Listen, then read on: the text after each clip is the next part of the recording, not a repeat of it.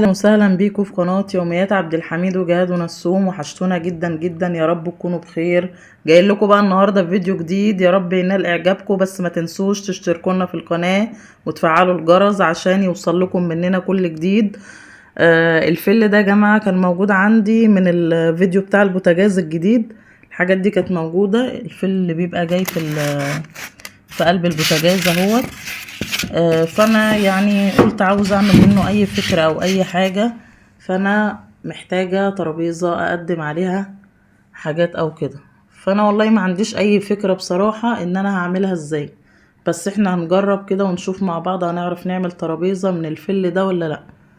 يا بصوا يا جماعه حاجات كده ايه، يعني هنشوف ان شاء الله نعرف نعمل ايه منها فيديو يكون كويس جدا.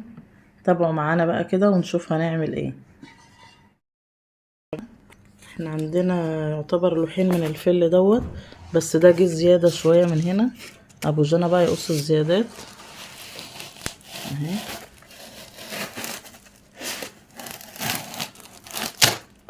ان شاء الله الفكرة تعجبكم.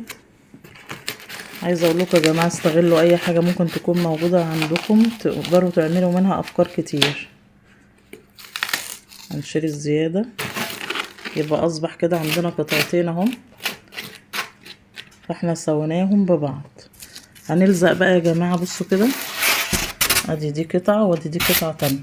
انا هلزق دي في اللي هي القطعة التانية، بحيث ان انا اقدر يعني انها تكون سميكة معايا وتكون كويسة وتقدر تستحمل معايا. اهو يا جماعة بقى بنعمل بمسدس الشمع اهو عشان نلزقها تبقى طبقتين سميكة. نحاول نحط عشوائي كده اهو وتلزق معانا ان شاء الله.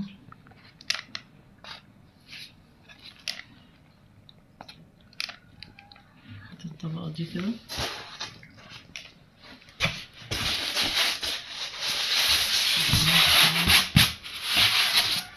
هي تبقى مظبوطة قدر الامكان اهو.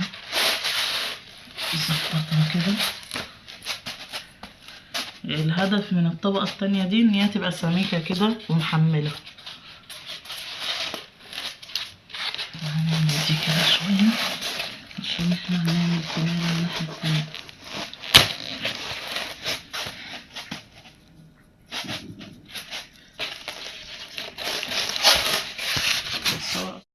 طبقتين على بعض اهو الفل. هنجيب رول اللي هو الرخامي دوت، ونحاول ان احنا ناخد مقاسه علشان هنفرشه كده. هنغلف بيه كل الفل ده بحيث ان هو يبقى القرصة اللي هي بتاعت الترابيزة. هنوريكم الشكل النهائي بعد ما بنحاول ان احنا نقفلها من هنا. ظبطنا بقى دي برضو جاية هي مع الفل، حطينا هنا الجنب ده حسينا ان هو متين قوي، برضو نفس القصة هنا. هنجيب بقى الرول ده اهو عشان نلزقه كده اهو يا جماعة.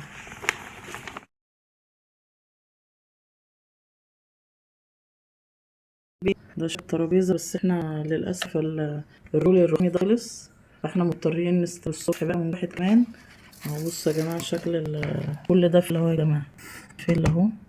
وده رف برضو لسه هنعمله اهو. بصوا شكل الترابيزة يا جماعة لسه برضو هنكمل الشكل النهائي ونوريكم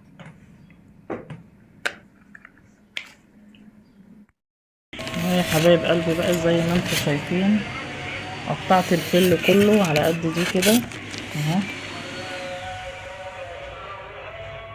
بصوا يا جماعة عملت شكل البتاعة اهو. يعتبر ده الظهر بتاعها اهو. نكمل بقى ونقول ثبتنا دي كده، عملناها زي الرف برضه اهو. ابو جنى بيثبتها لي اهو بالشمع.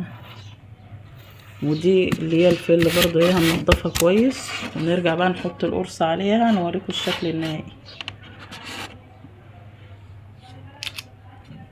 بس انا عملتها من جوه كده، ثبتها بالشمع زي ما انتم شايفين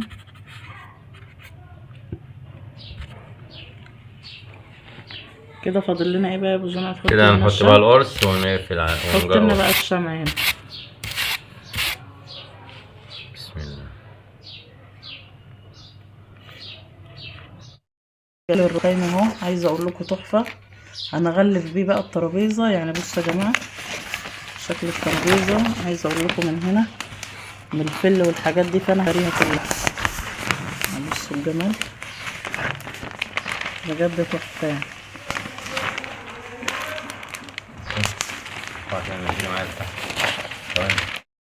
حبايب قلبي واخيرا ده الشكل النهائي للترابيزه اللي مصنوعه من الفل.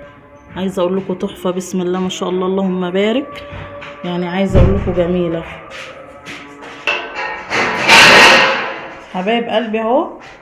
كده خلصنا شكل الترابيزه النهائي. انا عايزه اقول لكم شكلها تحفه والله العظيم، جميله جميله جميله جميله اللهم بارك. بصوا يا جماعه ده هو فل اهو عشان تبقوا انتوا عارفين، بس انا لقيت دي شكلها حلو ما رضيتش ان انا اشيلها اهو. بصوا الجمال.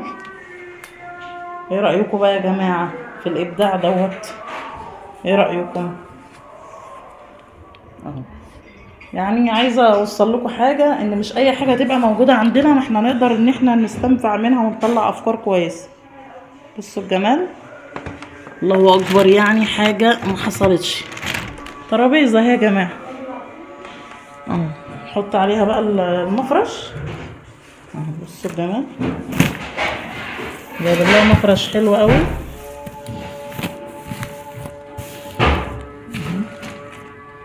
وكده يبقى الشكل النهائي للترابيزه اللي احنا عملناها ومصنوعه من الفل. افكار جميله. ما تنسوش بقى يا جماعه تشتركونا في القناه وتفعلوا الجرس عشان يوصل لكم مننا كل جديد. لو انتوا شايفين يا جماعه ان الفكره حلوه حطوا لنا لايك كده واكتبوا لنا تعليقات كويس.